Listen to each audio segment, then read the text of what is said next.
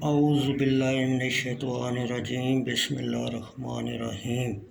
بخاری شریف جلد دوم، حدیث نمبر 1357۔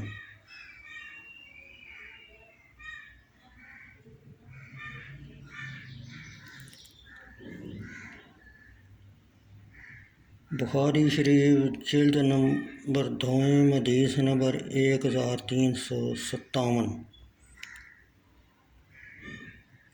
یزید بن ابی عبید سے روایت ہے، انہوں نے کہا میں نے حضرت سلمہ بن اکوع کو کہتے سنا کہ میں صبح کی اذان دیے جانے سے پہلے باہر نکلا، حالانکہ رسول اللہ صلی اللہ علیہ وسلم کی دودھ دینے والی اونٹنیاں مقام ذی قرد میں چر رہی تھیں۔ سلمہ بن اکوع نے کہا مجھے حضرت عبد الرحمن بن عوف رضی اللہ تعالیٰ عنہ کا غلام ملا، اس غلام نے کہا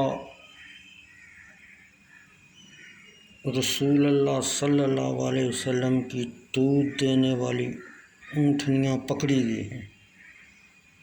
مسلم بن اکوع نے کہا میں نے پوچھا ان کو کس نے پکڑا ہے؟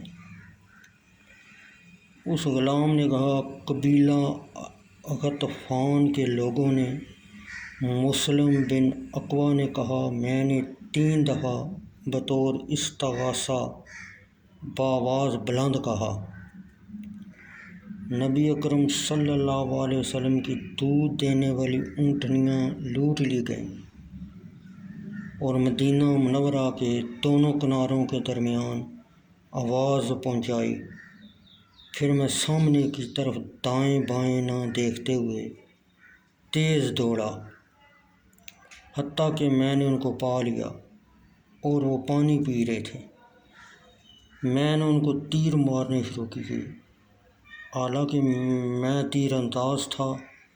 میں تیر مارتا جاتا تھا اور کہتا جاتا تھا میں اکوع کا بیٹا ہوں، آج کا دن لئیم و کمینہ کی ہلاکت کا دن ہے، اور میں رجز پڑھتا جاتا تھا، حتیٰ کہ میں نے ان سے ساری اونٹنیاں چھڑا لیں اور ان سے 30 چادریں بھی چھین لیں۔